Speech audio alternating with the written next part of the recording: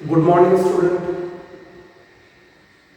दिवाली के बाद एक बार फिर आपसे आपका स्वागत है। हमने पिछली कक्षाओं में मांग का नियम पढ़ा था और मांग के नियम के अपवाद पढ़े थे, मांग के नियम के लागू होने कारण पढ़े थे।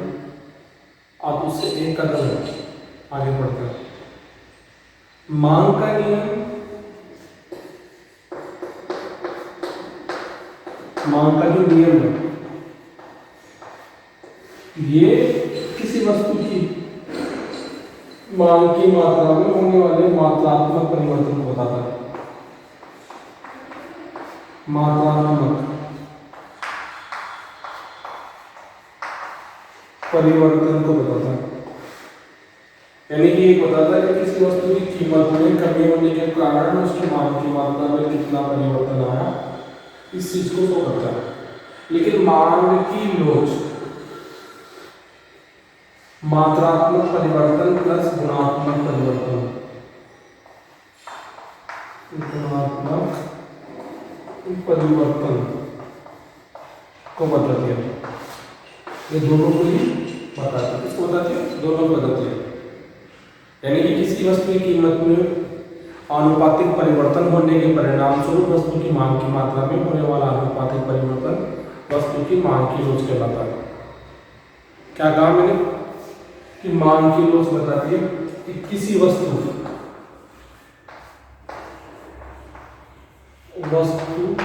की कीमत में आनुपातिक परिवर्तन होने के परिणाम स्वरूप मांग की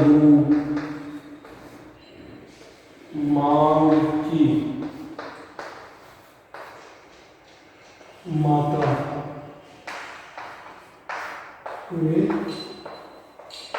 में होने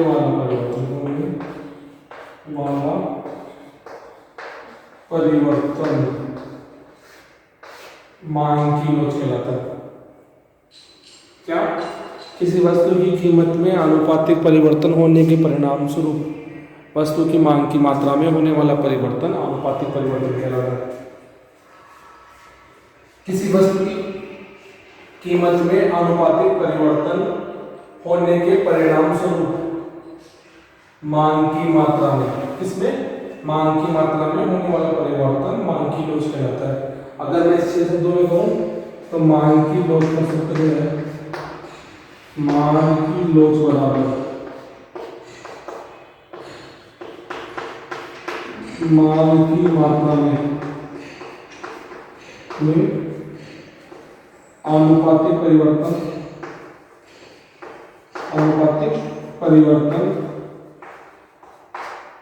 बटा कीमत में आनुपातिक परिवर्तन, कीमत में आनुपातिक परिवर्तन ये मांग की लोच का सूत्र है, याद रखना। देखो मांग का नियम के बारे में बात की थी। मांग का नियम कहता है कि किसी वस्तु की कीमत में परिवर्तन होने के परिणाम स्वरूप उसकी मांग की मात्रा में होने वाला परिवर्तन मांग का नियम है।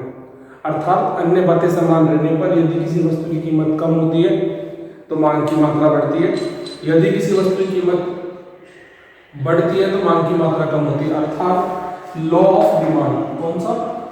लॉ ऑफ डिमांड प्राइस और क्वांटिटी में एक रिलेशन को शो करता है, जो क्वांटम को शो करता है, मात्रात्मक परिवर्तन को शो करता है। किसको शो करता है? मात्रात्मक परिवर्तन को शो करता है कि वस्तु की मांग की मात्रा में क्या परिवर्तन आया, क्या नहीं आया। इससे एक कदम आगे चलकर मांग की लोच वस्तु की मात्रात्मक व गुणात्मक परिवर्तन को शो करता है। अर्थात मैं मांग की लोच को सीधे शब्दों में समझाऊं तो मांग की लोच का मतलब ये होता है कि किसी वस्तु की कीमत में आनुपातिक परिवर्तन होने के परिणाम स्वरूप वस्तु की मांग की मात्रा में होने वाला आनुपातिक परिवर्तन वस्तु की मांग की लोच कहलाता है। या इसे ऐसे समझ सकते हैं कि किसी वस्तु की कीमत में प्रतिशत परिवर्तन होने के परिणाम स्वरूप वस्तु की मांग की मात्रा में होने वाला प्रतिशत परिवर्तन वस्तु की मांग की लोच कहलाता है। क्या काम है? वस्तु की कीमत में प्रतिशत परिवर्तन होने के परिणाम स्वरूप वस्तु की मांग की मात्रा में होने वाला प्रतिशत परिवर्तन वस्तु की मांग की लोच कहलाता है। वस्तु की मांग की लोच कहलाता है। ये इसका सूत्र है।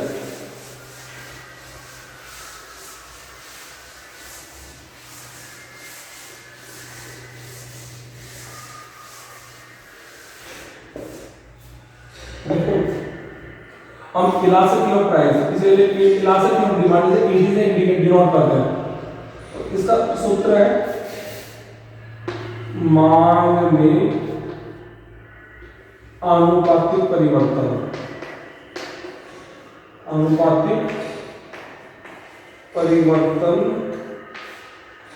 बट्टा कीमत में आनुपातिक परिवर्तन। इस फॉर्मूले का उपयोग करके हम मांग की लोच प्राप्त कर सकते हैं। इसको हम ऐसे भी कह सकते हैं, मांग में प्रतिशत परिवर्तन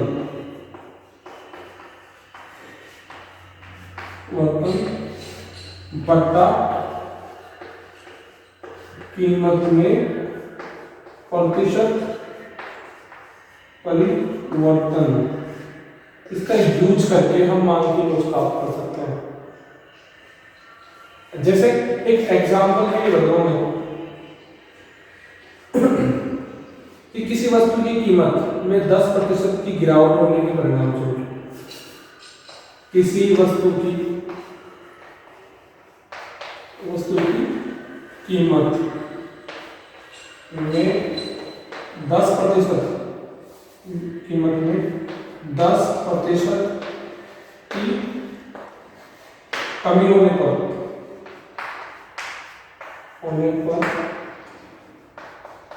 मांग की मात्रा में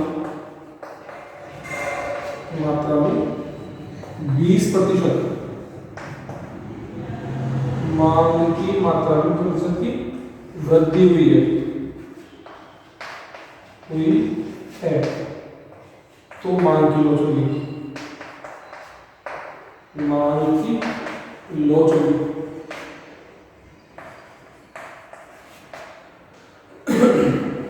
करना कुछ नहीं है, फॉर्मूले में रख दो।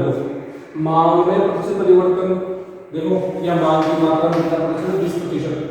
तो 20% बटा कीमत में प्रतिशत परिवर्तन 10% बराबर 2।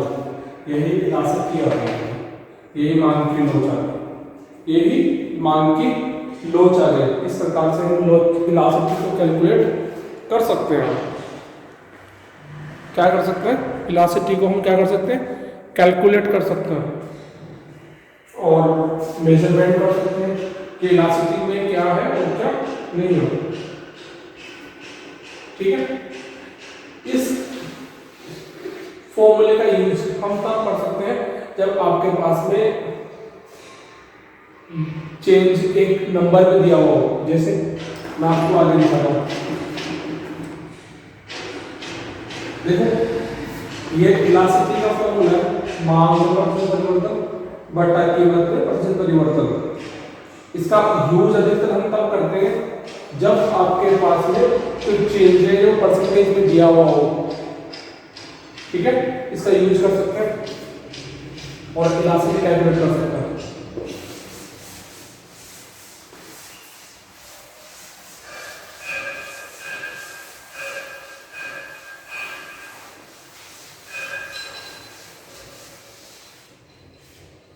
अगर आपके सवाल ऐसा दिया हुआ हो, ऐसा नंबर दिया हुआ हो कि किसी वस्तु की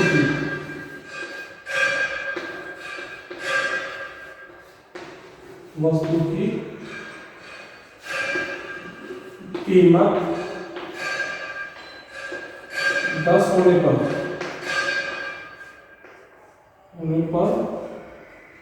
50 वस्तुओं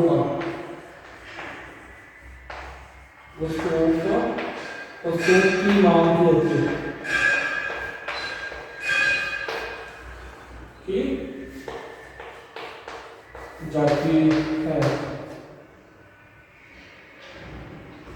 कीमत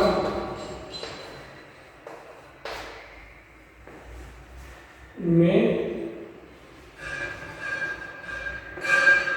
गिरावट होने पर 7 रुपए कीमत में गिरावट होने पर 7 रुपए कीमत पर या 8 रुपए कीमत पर 60 वस्तुओं की मांग हो जाती है।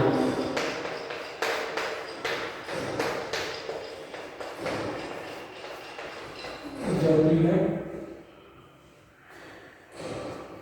तो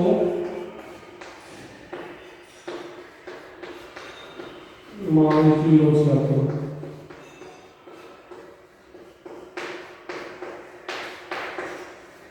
ठीक है। ये एक सिंपल सा फॉर्मूला है। इसका कैलकुलेट करने का formula change Q upon Q, P upon change P। ये बेटा याद रखना। इसका मतलब होता है परिवर्तन। इसे ज्योग्राफी में मैथमेटिक्स में डेल्टा कहते हैं। डेल्टा को हम इकोनॉमिक्स में चेंज से डिनोट करते हैं। डिनोट करके चेंज से शो करते हैं। ये परिवर्तन का चिन्ह। जैसे एक लड़का है राकेश, अगर राकेश के आगे लग जाए तो राकेश में परिवर्तन। अगर ये कोमल के आगे लग जाए तो कोमल में परिवर्तन, है ना। तो ऐसे ही अगर ये जिसके भी आगे लग जाए उसमें परिवर्तन, तो ये ऐसा हो जाएगा कि चेंज Q। तो इसका मतलब है क्वांटिटी में परिवर्तन। किसमें परिवर्तन? चेंजिंग क्वांटिटी या मांग की मात्रा में परिवर्तन। तो परिवर्तन कैसे शो करते हैं? जैसे पहले 50 वस्तु थी, अब 60 वस्तु हो गई। 50 थी तो 60 थी, जितना अंतर वही परिवर्तन। यानी 60 माइनस 50 बराबर 10। ये परिवर्तन निकालने का तरीका है। लेकिन दूसरी वस्तु की मात्रा में पहली वस्तु की मात्रा घटा दे तो मात्रा में परिवर्तन। दूसरा यहाँ पे सिंबल है प्राइस। प्राइस का मतलब होता है पहली वस्तु की कीमत, पहली कीमत। यहाँ पर 10 रुपए कीमत और कीमत 10 होने पर 50 वस्तु होगी, तो यहाँ पे 10 पहली प्राइस है, फर्स्ट प्राइस। सेकंड सिंबल है क्यू। क्यू का मतलब होता है मात्रा, क्वांटिटी। कौन सा? क्वांटिटी, जो पहली क्वांटिटी थी। अब ये चेंज पी। चेंज पी मैंने कहा था इसका मतलब चेंज है, तो पी में चेंजेस। पहले प्राइस 10 थी, अब 8 हो गई, तो चेंज कितना? 2। तो चेंज पी के बराबर कितना होगा? 2। अब फॉर्मूले में डालते हैं। फॉर्मूला था चेंज इन क्वांटिटी कितना है? 10। फॉर्मूले में क्या है? क्यू। क्यू कितना है? 50। पी पहली प्राइस 10, चेंज 2। देखो सिंपल सा है, करना कुछ नहीं है। 0 से 0 काट दो। ऊपर कितना बचा? 10। 5 को 2 बना तो 10। तो यहाँ पे इलास्टिसिटी आ गई। Elasticity equal to 1। Elasticity equal to 1। ये मांग की लोच है। हम ऐसे टाइप यूज कर सकते हैं। आप एक बार फिर देखें, पॉज करके एक बार देखें फिर, और फिर समझने का प्रयास करें। हो जाएगा। ये काफ़ी आसान भी है और इजी भी है। आसान भी है और इजी भी है।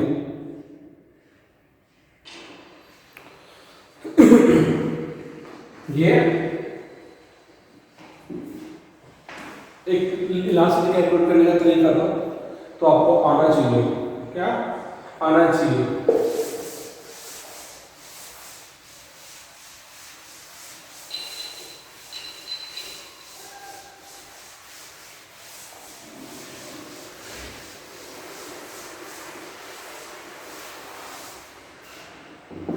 एक सवाल और देखो,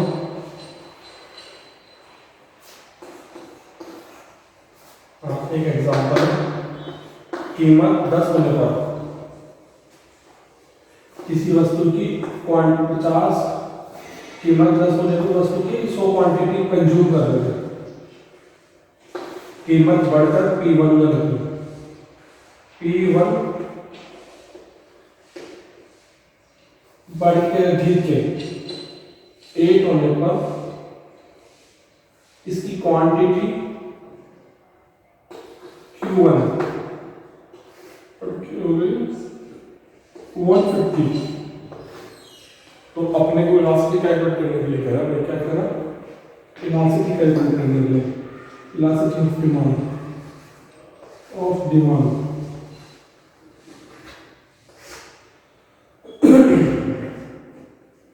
आपको पता है फॉर्मूला याद है आपको, change Q upon Q, P upon change P, आप कैलकुलेट कर सकते हो। देखो चेंज Q, पहले क्वांटिटी कितनी थी 100, कितनी थी 100 बच्चों, अब कितनी है 150, तो चेंज कितना है, पहले 50 थी, पहले 100 थी, अब 150 हो गया।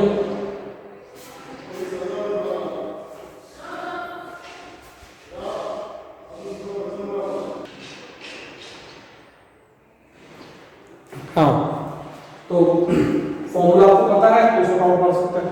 देखो पहले आप इसकी वैल्यू रखते हैं, चेंज Q 100 से 150 हुआ, तो परिवर्तन कितना आया, फिर चेंज Q परिवर्तन आया आपका 50 का, फिर 100 से 150 हो गया, परिवर्तन आया, फिर लिखते हैं Q,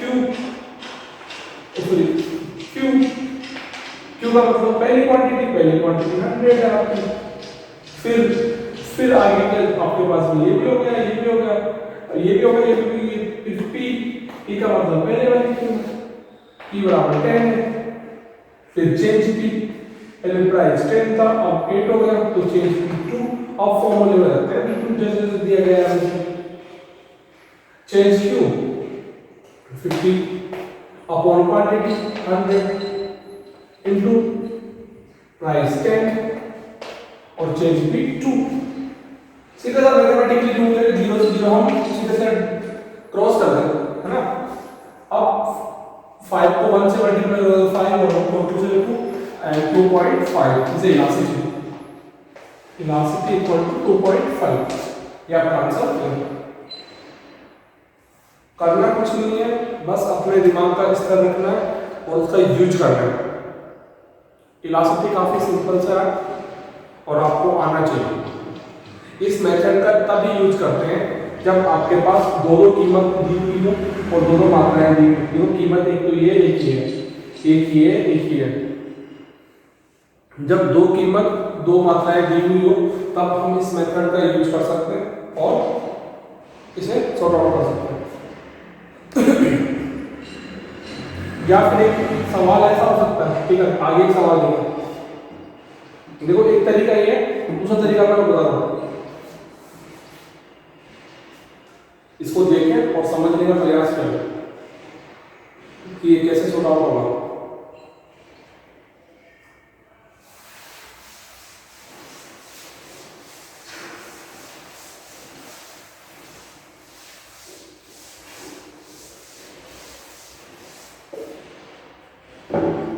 ठीक है, जैसे मान लो किसी गुड्स की प्राइस, क्वेश्चन है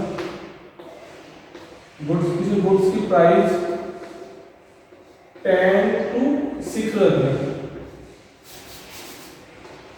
किसी वस्तु की कीमत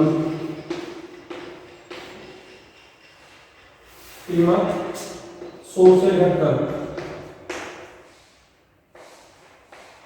रहती है,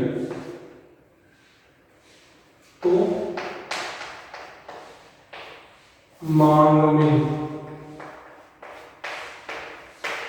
20% परिवर्तन आता है, मांग में 40% की वृद्धि हो जाती है, वृद्धि हो जाती है,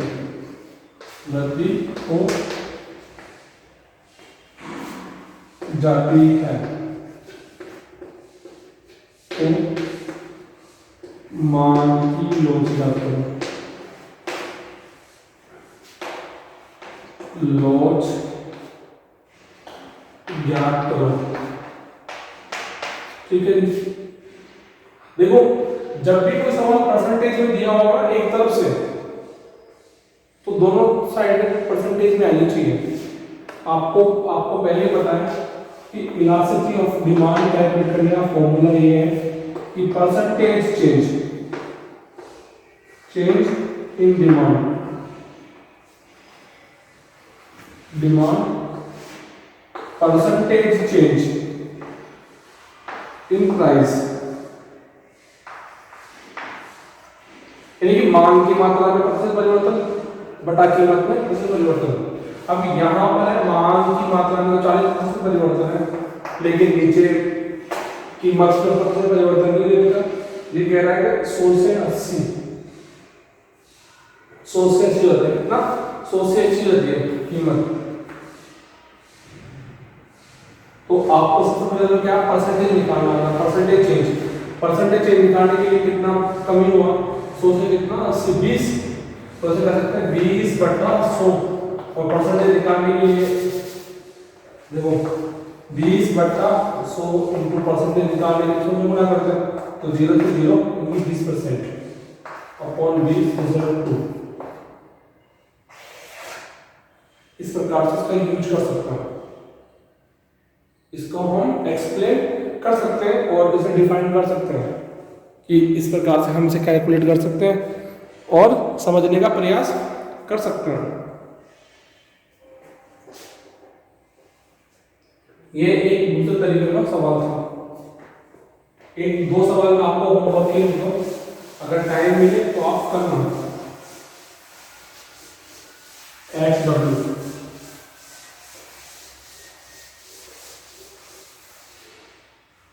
ये आपके होमवर्क के लिए, XW के लिए किसी वस्तु की कीमत में 30% की कमी होने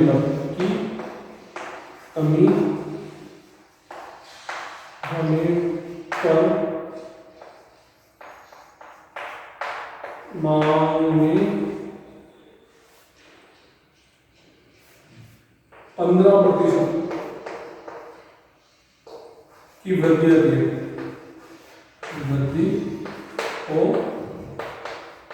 जाती है, तो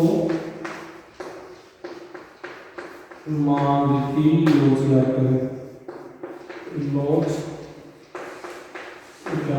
करें। पहला सवाल तो ये, सेकंड ये कि प्राइस 1000 होने पर क्वांटिटी गुण सकती है, क्वांटिटी होती है 10, प्राइस 800 होने पर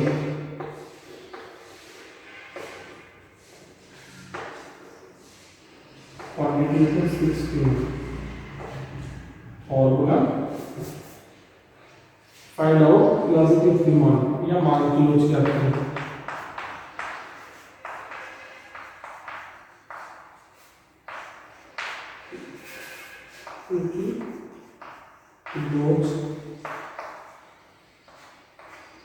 ज्ञात करें। तीसरा और लास्ट सवाल है, किसी वस्तु की कीमत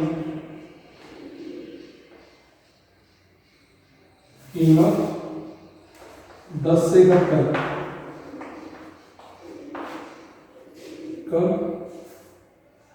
6 होने पर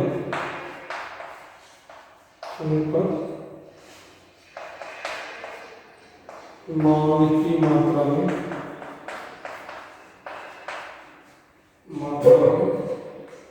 60% की वृद्धि होती है, वृद्धि हो जाती है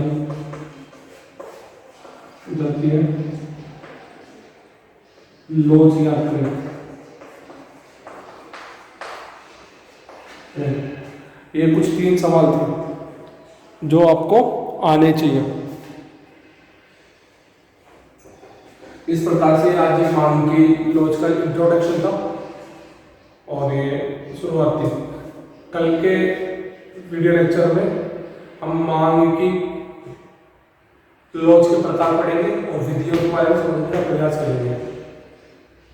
प्रिय विद्यार्थियों, कोरोना दिन प्रतिदिन बढ़ रहा है, आप घर रहें और मन लगा के पढ़ें। और आशा और उम्मीद है कि आपको ये वीडियो लेक्चर पसंद आया होगा। थैंक यू, धन्यवाद।